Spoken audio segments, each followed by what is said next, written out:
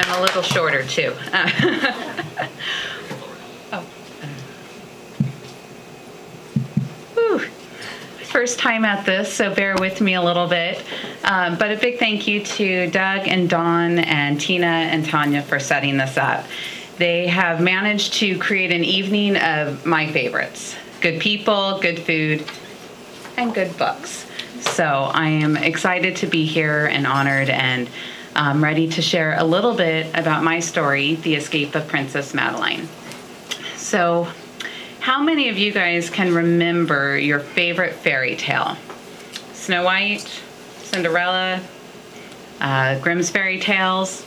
I see some nods out there. So I know that that's the great things about fairy tales. They kind of stick with everyone.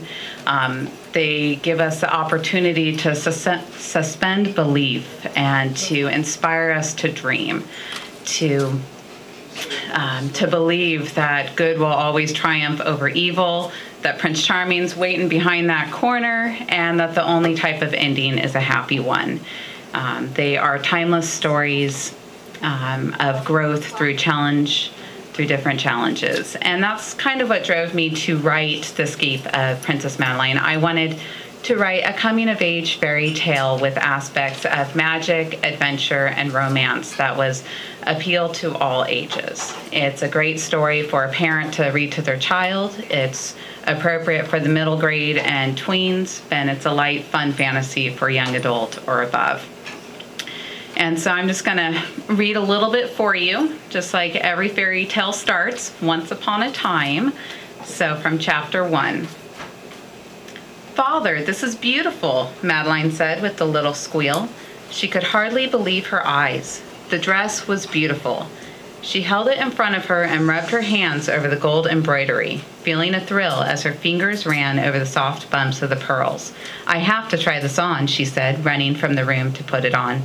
"Wait here and I'll be right out," she yelled back at her father. She could hardly believe it, looking down at her dress with surprise. Her father was always attentive, but never so generous with his gifts. There had been a pony for her 5th birthday, but Princess only lasted a few months. After Madeline was thrown and broke her arm, Princess was also tossed. After that, her birthday seemed to turn into an event of contention between her and her twin brother Braden, a comparison of gifts as he opened the adventurous ones, and hers were more predictable. It may have been because she was the only daughter without a mother to raise her, but some days she felt more like a damsel in distress than a princess. But this year was different. This dress was different. Up and over her head, Madeline slipped the dress on. It was a perfect fit. Looking at herself in the full-length mirror, she smiled. She had never looked so pretty. It was her 16th birthday, and she had just begun to look like a woman. The dress fit just right in all the right places.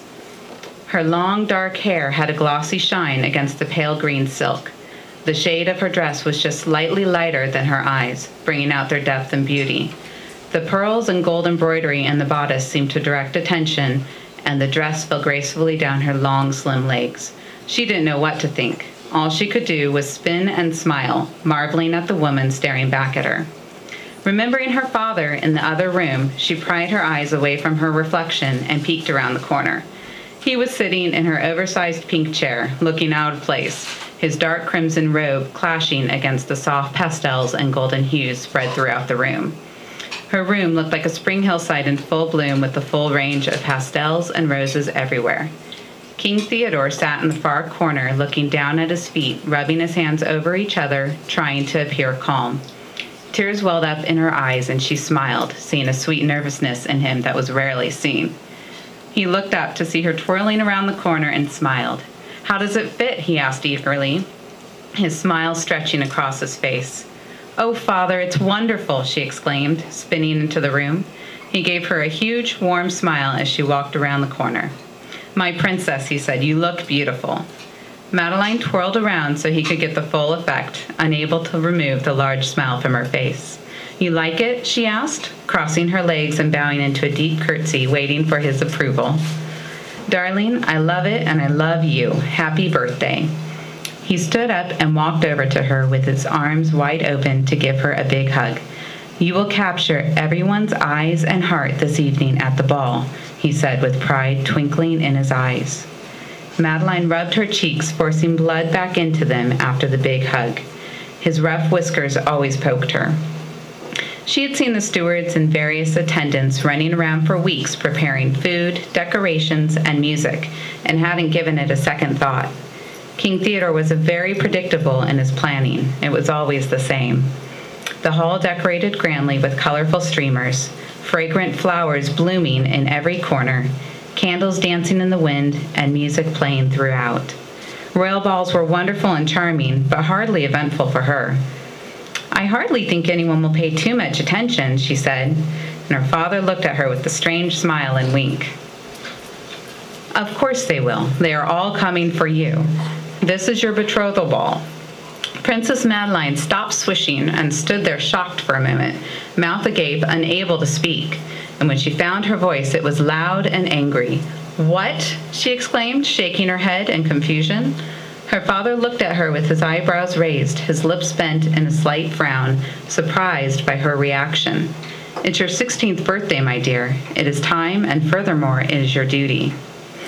"I will not parade myself like a horse at the fall festival for someone to choose," she said defiantly, with a little stomp of her foot. "I see," he said, trying to remain calm, looking down at his daughter, upset at the defiance and stubbornness in her emerald eyes, staring back at him. He straightened his robe and walked towards the door. He had suffered through her tantrums for years, and this was one he was not going to entertain. "Yes, daughter, you will. All these men come from royal backgrounds, and marrying you is a high honor. You are of marrying age and will carry out your duties as princess. That is final." "But, father, I don't know them, and I certainly don't love them," she whined, with another little stomp of her foot, her lower lip pouting out and trembling. "That is beside the point. Now I'll leave you to finish getting ready." And he walked out before there was any more argument. Princess Madeline fell back into her chair, resigned and upset. Feeling betrayed and manipulated by his beautiful gift, she looked down and sighed, leaning her head on her hand. Her stomach was tied in knots, aching from anger and anguish as her dreams of adventure and freedom slowly disappeared. She was well aware of the duties of being a princess. Those had been firmly drilled into her head from the time she was little.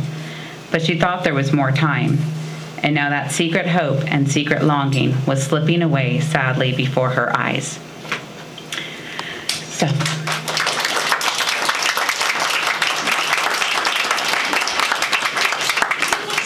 that's so loud. That's just a little bit of an introduction to the story, to the characters, and to some of the conflict in there. And as fun as it is to write a story, it's also fun to create the characters.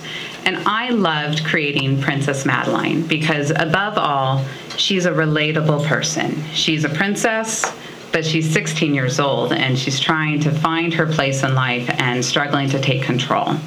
And I think that's something that everyone can relate to, whether you've already gone through it, whether you're at that stage, or whether it's coming in a few years. And that's why it was important to me. I wanted to make sure that I was portraying her in an accurate way, balancing out both the hard and the soft qualities. Her strength with the vulnerability, her rashness with creativity, and her stubbornness with determination. And it's through relating to the character that you're able to go on this journey of growth as she's dealing with these family conflicts, finding first love, and finding her path in life. So it's my hope that you'll pick up a copy and join Princess Madeline on her adventures. Thank you.